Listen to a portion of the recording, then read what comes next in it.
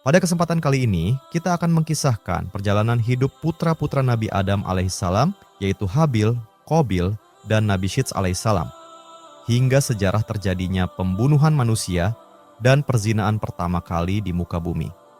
Sahabat Pijar Studio yang dirahmati Allah Ta'ala, setelah Nabi Adam alaihissalam diturunkan ke bumi, para ulama menyebutkan beberapa riwayat tentang tempat turunnya beliau. Dalam salah satu riwayat disebutkan bahwa Nabi Adam alaihissalam diturunkan di wilayah India, sementara istrinya, Hawa, diturunkan di tanah Makkah. Dengan kehendak dan hikmah Allah Subhanahu wa Ta'ala, keduanya kemudian dipertemukan kembali.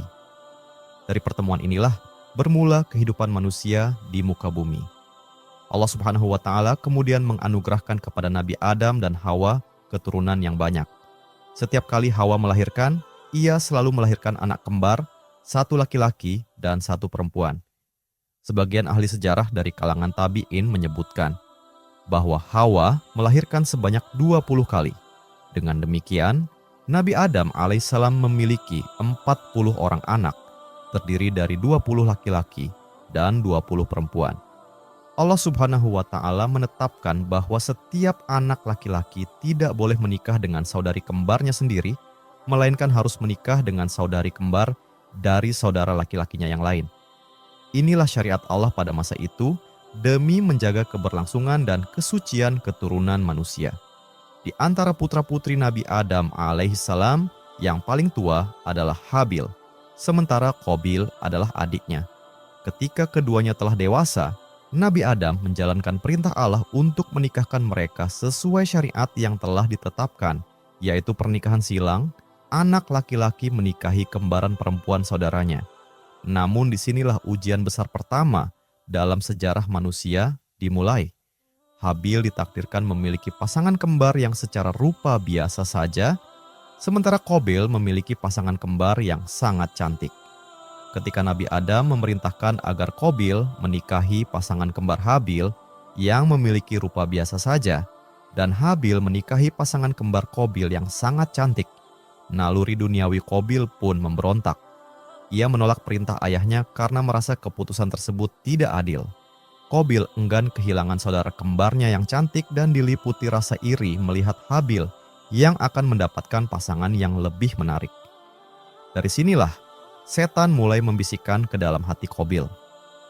Bisikan itu tumbuh menjadi penyakit hati yang sangat berbahaya, yaitu hasad. Hasad inilah yang menjadi penyakit pertama yang muncul di bumi, sebagaimana sebelumnya penyakit ini juga muncul di langit ketika iblis hasad kepada Nabi Adam alaihissalam. Hasad Qabil kepada Habil bukan sekadar rasa tidak suka, tetapi kebencian yang bercampur dengan penolakan terhadap perintah Allah. Allah Subhanahu wa Ta'ala kemudian mengabadikan kisah ini dalam Al-Quran, khususnya dalam surat Al-Ma'idah ayat 27 hingga 31, sebagai pelajaran besar bagi seluruh umat manusia hingga akhir zaman. Allah berfirman, "Dan bacakanlah kepada mereka kisah dua orang putra Adam dengan sebenarnya ketika keduanya mempersembahkan kurban. Maka diterima dari salah seorang di antara mereka dan tidak diterima dari yang lain. Qabil berkata, 'Aku pasti membunuhmu.' Habil berkata, 'Sesungguhnya Allah hanya menerima amal dari orang-orang yang bertakwa.'" Surat Al-Ma'idah ayat 27. Allah memerintahkan Nabi Muhammad SAW agar membacakan kepada umatnya kisah dua putra Adam dengan sebenar-benarnya. Dikisahkan, karena Qabil menentang perintah Nabi Adam alaihissalam, maka Nabi Adam kemudian memerintahkan Qabil dan Habil untuk masing-masing mempersembahkan kurban. Siapa di antara mereka yang kurbannya diterima, dialah yang berhak menikahi saudara perempuan Qabil yang berparas cantik. Ketika menerima perintah tersebut, Habil melaksanakannya dengan penuh keikhlasan. Ia mempersembahkan kambing terbaiknya karena ia adalah seorang peternak dan memahami bahwa Allah hanya menerima amal yang dilakukan dengan hati yang bertakwa. Sebaliknya, Qabil yang telah dikuasai hasad melaksanakan perintah itu dengan hati yang kotor. Ia mempersembahkan hasil pertanian yang buruk, buah-buahan yang bahkan tidak layak diberikan kepada binatang. Amal itu dilakukan bukan karena ketaatan, tetapi sekadar formalitas, bahkan disertai kemarahan dan penolakan batin terhadap perintah Allah. Setelah kurban keduanya dipersembahkan, turunlah api dari langit yang melahap kurban Habil sebagai tanda bahwa kurbannya diterima, sementara kurbannya Qabil dibiarkan sebagai tanda bahwa kurbannya ditolak. Melihat hal itu, Qabil pun menjadi sangat marah dan berkata kepada Habil, "Aku pasti akan membunuhmu." Namun sikap Habil justru menjadi teladan agung dalam akhlak dan ketakwaan. Ia menasihati adiknya dengan penuh ketenangan. Habil berkata, "Sesungguhnya Allah hanya menerima amal dari orang-orang yang bertakwa. Jika engkau mengulurkan tanganmu untuk membunuhku, aku tidak akan mengulurkan tanganku untuk membunuhmu. Aku takut kepada Allah, Tuhan seluruh alam." Perkataan Habil tersebut mencerminkan keindahan akhlaknya dan ketakwaannya kepada Allah, meskipun ia sebenarnya mampu untuk membalas. Sikap ini sangat berbeda dengan saudaranya, Qabil, yang diliputi rasa dengki dan memiliki niat jahat untuk membunuhnya. Disebutkan dalam tarikh bahwa Habil sebenarnya lebih kuat secara fisik daripada Qabil. Namun ia memilih menahan diri, bukan karena lemah, melainkan karena ketakwaan dan rasa takut kepada Allah. Disebutkan oleh Al-Imam Ibnu Katsir rahimahullah ta'ala dalam Al-Bidayah wan Nihayah, bahwa pada suatu hari, Habil ini terlambat pulang. Saat itu Nabi Adam alaihissalam memerintahkan Qabil untuk mencari Habil. Qabil pun pergi mencarinya. Ketika ia menemukannya, ternyata Habil sedang tertidur. Lalu Qabil mengambil sebuah batu besar dan membenturkannya ke kepala Habil hingga ia meninggal dunia. Maka terbunuhlah Habil dan terjadilah pembunuhan pertama dalam sejarah manusia. Allah berfirman, maka hawa nafsunya mendorongnya untuk membunuh saudaranya, lalu ia pun membunuhnya. Maka jadilah ia termasuk orang-orang yang rugi. Surat Al-Maidah ayat 30. Setelah peristiwa itu, Qabil pulang seolah-olah tidak merasa bersalah. Namun seiring berjalannya waktu, Nabi Adam alaihissalam kehilangan Habil dan mulai merasakan ada kejanggalan. Pada saat itulah Qabil mulai diliputi rasa takut dan penyesalan. Ia kemudian pergi meninggalkan Nabi Adam untuk mengambil kembali jasad Habil, lalu membawanya ke sana kemari karena ia tidak mengetahui apa yang harus dilakukannya. Hingga kemudian Allah Subhanahu wa Ta'ala mengirimkan 2 ekor burung gagak yang saling berkelahi. Salah satu burung gagak itu mati, lalu burung gagak yang lain menggali tanah dengan cakarnya untuk menguburkan bangkai burung yang telah dibunuhnya. Dari peristiwa inilah Qabil belajar cara menguburkan jenazah saudaranya. Ia pun menyesal, namun penyesalan itu tidak mampu menghapus dosa besar yang telah ia lakukan. Kisah ini menjadi awal dari rangkaian panjang penyimpangan manusia, dimulai dari hasad, berlanjut pada pembunuhan, dan kelak berkembang menjadi kemaksiatan yang lebih besar. Semua ini Allah ceritakan agar manusia memahami bahwa kerusakan besar selalu berawal dari penyakit hati yang dibiarkan tumbuh. Sahabat Pijar Studio yang dirahmati Allah Ta'ala. Setelah pembunuhan pertama dalam sejarah manusia terjadi, Allah Subhanahu wa Ta'ala tidak membiarkan peristiwa itu berlalu tanpa pelajaran. Kematian Habil bukan hanya kehilangan seorang manusia yang syaleh, tetapi juga awal dari terbukanya pintu kejahatan besar di bumi. Dari satu perbuatan dosa, lahirlah rangkaian dosa yang kelak diwarisi oleh generasi demi generasi. Qabil yang telah menumpahkan darah saudaranya sendiri, mulai merasakan kegelisahan yang tidak pernah ia rasakan sebelumnya. Hatinya tidak lagi tenang, tidurnya tidak lagi nyenyak. Kemanapun ia pergi, bayangan dosa itu selalu mengikutinya. Inilah hukuman pertama yang Allah berikan di dunia. Hati yang gelisah karena dosa. Ia membawa jasad Habil tanpa tahu apa yang harus dilakukan. Ia tidak pernah melihat kematian sebelumnya. Ia tidak pernah menyaksikan penguburan. Dalam kebingungan itulah Allah mengajarinya melalui makhluk yang paling sederhana menurut pandangan manusia, yaitu seekor burung gagak. Ketika Qabil melihat burung gagak itu menggali tanah dan menutupi bangkai burung lain, ia tersentak. Hatinya tersadar, bukan karena iman yang hidup, tetapi karena rasa hina. Ia berkata dalam penyesalan yang terlambat, bahwa ia bahkan tidak mampu berbuat seperti burung gagak. Maka ia pun menguburkan jasad saudaranya. Namun penyesalan Qabil bukanlah penyesalan yang membawa taubat. Ia adalah penyesalan karena akibat, bukan penyesalan karena dosa. Inilah perbedaan besar antara taubat yang diterima dan penyesalan yang sia-sia. Taubat lahir dari rasa takut kepada Allah dan keinginan untuk kembali kepadanya. Sedangkan penyesalan Qabil lahir dari tekanan batin dan rasa malu, bukan dari keikhlasan. Allah Subhanahu wa Ta'ala kemudian menetapkan sebuah hukum yang sangat berat, namun sangat adil. Dalam sebuah hadits syahih, Rasulullah menjelaskan bahwa setiap pembunuhan yang terjadi setelah itu, Qabil akan mendapatkan bagian dari dosanya. Bukan karena ia melakukannya secara langsung, tetapi karena ia adalah orang pertama yang membuka jalan kejahatan tersebut. Inilah sunnatullah dalam dosa. Barang siapa memulai satu keburukan, maka ia akan menanggung dosanya dan dosa orang-orang yang menirunya tanpa mengurangi dosa mereka sedikit pun. Sebaliknya, siapa yang memulai satu kebaikan, maka ia akan mendapatkan pahala kebaikan itu dan pahala orang-orang yang mengikutinya. Dari sinilah kita memahami bahwa dosa tidak pernah berhenti pada pelakunya saja. Dosa memiliki efek sosial dan efek sejarah. Satu kejahatan yang dibiarkan, dibenarkan, atau dicontohkan bisa berubah menjadi budaya, lalu menjadi kebiasaan, dan akhirnya menjadi sistem. Peristiwa Qabil dan Habil juga mengajarkan bahwa kerusakan besar selalu diawali oleh penyakit hati yang kecil. Qabil tidak langsung membunuh. Ia memulai dengan iri dibiarkan, iri dipelihara, iri dibenarkan dengan logika hawa nafsu. Hingga akhirnya iri berubah menjadi kebencian, dan kebencian berubah menjadi kejahatan nyata. Inilah mengapa Islam sangat tegas terhadap penyakit hati. Hasad, dengki, dan iri bukan sekadar dosa batin, tetapi benih kehancuran masyarakat. Banyak konflik besar, peperangan, dan pertumpahan darah dalam sejarah manusia berawal dari hasad yang tidak disembuhkan. Sebaliknya, Habil menjadi teladan bahwa ketakwaan adalah benteng terkuat. Ia tidak membalas kezaliman dengan kezaliman. Ia tidak mempertahankan diri dengan melanggar perintah Allah. Ia memilih takut kepada Allah daripada membela diri dengan dosa. Sikap Habil ini bukan kelemahan, tetapi ketinggian iman. Ia sadar bahwa hidup dan mati berada di tangan Allah, bukan di tangan manusia.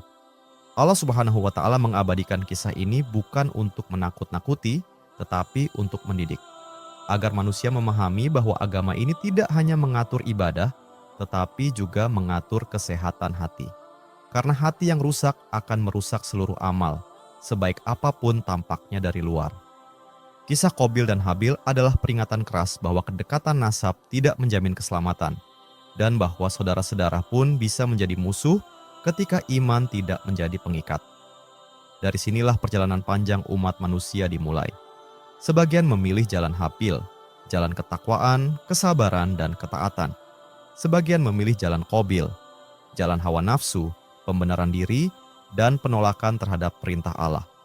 Dan sejarah manusia setelah itu hanyalah pengulangan dari dua jalan ini dalam bentuk yang berbeda-beda. Sahabat Pijar Studio yang dirahmati Allah Ta'ala, setelah peristiwa tragis terbunuhnya Habil, duka yang sangat mendalam menyelimuti Nabi Adam alaihissalam.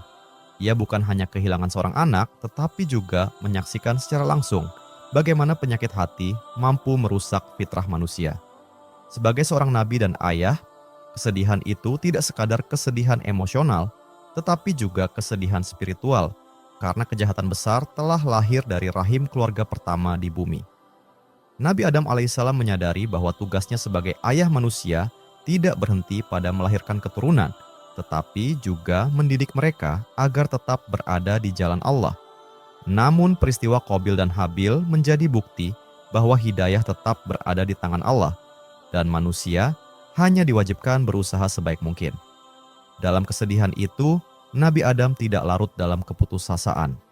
Ia tetap menjalankan tugas kenabiannya, membimbing anak-anaknya yang lain, mengajarkan tauhid, menanamkan ketakwaan, dan memperingatkan mereka tentang bahaya hasad dan kedurhakaan. Ia menjadikan peristiwa ini sebagai pelajaran hidup agar tragedi yang sama tidak terulang kembali. Diriwayatkan dalam berbagai atsar bahwa Nabi Adam alaihissalam menangisi Habil dalam waktu yang sangat lama. Tangisan itu bukan tanda kelemahan iman, tetapi luapan kasih sayang seorang ayah yang tetap sejalan dengan ketundukan kepada takdir Allah. Para nabi adalah manusia pilihan. Mereka merasakan duka tetapi tidak pernah memprotes keputusan Rabb-Nya. Kesedihan Nabi Adam juga disertai dengan muhasabah yang mendalam. Ia merenungi bagaimana satu pelanggaran hati dapat berujung pada dosa besar. Dari sinilah kita belajar bahwa pendidikan iman dalam keluarga harus dimulai dari pengawasan hati, bukan sekadar perilaku lahiriah. Beberapa tahun kemudian, Allah menganugerahi Nabi Adam alaihissalam dan Hawa, seorang putra syalih sebagai pengganti Habil yang telah dibunuh oleh Qabil. Putra tersebut kemudian diberi nama Syits, yang dalam bahasa Arab disebut hibatullah, yaitu anugerah dari Allah. Kelahiran Syits bukan sekadar pengganti Habil, tetapi juga penghibur bagi hati Nabi Adam dan kelanjutan dari garis kenabian di bumi. Nabi Syits tumbuh dalam bimbingan langsung Nabi Adam. Ia dididik dengan penuh perhatian karena Nabi Adam menyadari bahwa generasi selanjutnya harus lebih kuat imannya agar tidak mengulangi kesalahan yang sama. Syits dikenal sebagai anak yang taat, lembut, dan menjaga amanah agama. Setelah mencapai usia dewasa, Allah Ta'ala mengangkat Syits sebagai seorang nabi. Dalam sejumlah riwayat disebutkan bahwa Allah memberikan kepadanya 50 lembar sahifah sebagai wahyu. Oleh karena itu, dalam sebuah hadis disebutkan bahwa Allah menurunkan wahyu dari langit sebanyak 104 kitab. Dari jumlah tersebut, 4 diantaranya adalah kitab yang masyhur, yaitu Taurat, Zabur, Injil, dan Al-Quran. Adapun 100 sisanya disebut suhuf atau lembaran-lembaran wahyu. 50 suhuf diberikan kepada Nabi Syits alaihissalam, 30 suhuf diberikan kepada Nabi Idris alaihissalam, 10 suhuf diberikan kepada Nabi Ibrahim alaihissalam, dan 10 suhuf lainnya diberikan kepada Nabi Adam alaihissalam. Karena itulah Allah Ta'ala menyebutkan dalam Al-Quran tentang suhuf yang terdahulu, di antaranya suhuf Nabi Ibrahim dan Nabi Musa. Namun, suhuf Nabi Musa tidak tercantum secara terpisah dalam hadis jumlah 104 kitab, karena suhuf beliau termasuk ke dalam Taurat. Wallahu a'lam. Ketika Nabi Syits alaihissalam diutus oleh Allah Subhanahu wa Ta'ala sebagai penerus Nabi Adam alaihissalam. Ia pun mulai berdakwah, menyeru manusia kepada ketaatan kepada Allah, dan terus melaksanakan dakwah tersebut. Ketika Qabil meninggal dunia, setan tidak membiarkan peristiwa itu berlalu begitu saja. Ia menjadikan kematian Qabil sebagai momentum untuk menciptakan bentuk kemaksiatan yang baru. Jika sebelumnya setan telah menjerumuskan manusia ke dalam dosa hasad dan pembunuhan, maka pada peristiwa ini setan memulai jenis kemaksiatan yang ketiga. Setan menjelma menyerupai seorang yang tampak saleh, lalu mendatangi kabilah Qabil. Ia berkata kepada mereka agar tidak langsung menguburkan jasad Qabil, melainkan memuliakannya terlebih dahulu dengan membiarkan jasadnya tidak segera dikubur sebagai bentuk penghormatan. Dari sinilah iblis yang menyamar sebagai manusia mulai memperkenalkan alat musik, yaitu seruling atau mizmar. Sehingga muncul ungkapan bahwa suara seruling termasuk suara setan. Pada masa itu, manusia terbagi ke dalam 2 kabilah. Satu tinggal di daerah perbukitan dan satu lagi di lembah. Keduanya dilarang saling mendatangi, sehingga selama bertahun-tahun mereka tidak pernah bertemu. Allah Subhanahu wa Ta'ala menakdirkan bahwa keturunan Qabil di lembah memiliki wanita-wanita yang cantik, sedangkan kabilah di perbukitan memiliki para pemuda yang tampan, meskipun wanitanya biasa saja. Ketika suara seruling mulai terdengar, hal itu terasa asing bagi mereka karena sebelumnya mereka tidak pernah mengenal musik. Rasa penasaran pun muncul. Mereka mulai mencari sumber suara tersebut, hingga akhirnya orang-orang dari lembah naik ke atas dan orang-orang dari atas turun ke bawah. Dengan demikian, kedua kabilah itu pun bertemu. Saat itulah para wanita yang cantik memandang para pemuda yang tampan, dan para pemuda itu pun terpikat oleh kecantikan para wanita. Karena belum pernah saling bertemu sebelumnya, godaan pun semakin kuat. Dari peristiwa inilah terjadilah perzinaan di tengah manusia. Maka, setelah dosa hasad dan pembunuhan, muncullah dosa perzinaan yang diawali dengan musik. Oleh karena itu, para ulama menjelaskan bahwa musik, zina, dan khamar merupakan 3 kemaksiatan yang saling berkaitan dan sulit dipisahkan. Ketika zina terjadi, biasanya diiringi musik dan khamar. Sahabat pijar studio yang dirahmati Allah Ta'ala. Maka dari sinilah, ketika Nabi Syits alaihissalam wafat, maka tugas dakwah yang sangat berat berpindah kepada Nabi Idris alaihissalam, Nabi Idris diutus oleh Allah pada masa ketika kerusakan akhlak telah meluas. Namun perlu dipahami, pada zaman itu belum ada kesyirikan, belum ada kekafiran, dan belum ada orang musyrik. Kesyirikan baru pertama kali terjadi pada masa Nabi Nuh alaihi salam, yaitu setelah 10 kurun. 1 kurun adalah 100 tahun, sehingga kesyirikan baru muncul sekitar 1000 tahun setelah wafatnya Nabi Adam alaihissalam. Akan tetapi, pada masa Nabi Idris, 2 kabilah yang tinggal di daerah perbukitan dan di lembah telah mengalami kerusakan akhlak dan fitnah syahwat yang sangat parah. Karena beratnya perjuangan dakwah tersebut, Allah Subhanahu wa Ta'ala memberikan keutamaan yang besar kepada Nabi Idris. Setiap hari beliau mendapatkan pahala sebesar jumlah umat yang didakwahinya. Kemudian Nabi Idris memohon kepada Allah agar dipanjangkan usianya karena melihat besarnya keutamaan dan pahala yang Allah anugerahkan kepadanya. Ia pun berjumpa dengan malaikat Jibril dan berkata, "Wahai Jibril, aku ingin berdoa kepada Allah agar malaikat maut tidak segera mencabut nyawaku, agar usiaku dipanjangkan." Jibril menjawab, "Tidak mengapa, tetapi engkau harus menyampaikannya langsung kepada malaikat maut." Nabi Idris lalu bertanya, "Di mana aku bisa bertemu dengan malaikat maut?" Jibril pun berkata, "Aku akan mengantarkanmu ke langit." Maka Nabi Idris diangkat oleh Jibril, melewati langit pertama, kedua, ketiga, hingga sampai ke langit keempat. Hal ini diisyaratkan dalam firman Allah, "Dan kami telah mengangkatnya ke tempat yang tinggi," yaitu ke langit keempat. Sesampainya di langit keempat, malaikat maut telah berada di sana. Jibril pun bertanya, "Wahai malaikat maut, mengapa engkau berada di sini?" Malaikat maut menjawab, "Baru saja Allah memerintahkanku untuk mencabut nyawa seorang manusia di langit keempat. Aku pun heran, karena tidak ada manusia di langit keempat."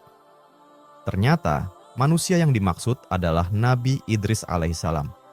Maka pada saat itulah malaikat maut diperintahkan untuk mencabut nyawa Nabi Idris. Jika ajal telah tiba, ia tidak akan bisa dipercepat dan tidak pula bisa ditunda, melainkan pasti datang tepat pada waktunya. Dengan demikian, Nabi Idris alaihissalam pun wafat di langit keempat. Ia adalah satu-satunya nabi yang meninggal dunia di langit. Inilah kisah Nabi Adam alaihissalam, Qabil dan Habil, dan juga Nabi Syits alaihissalam yang dapat kami kisahkan. Semoga bermanfaat. Wallahu a'lam. Assalamualaikum warahmatullahi wabarakatuh.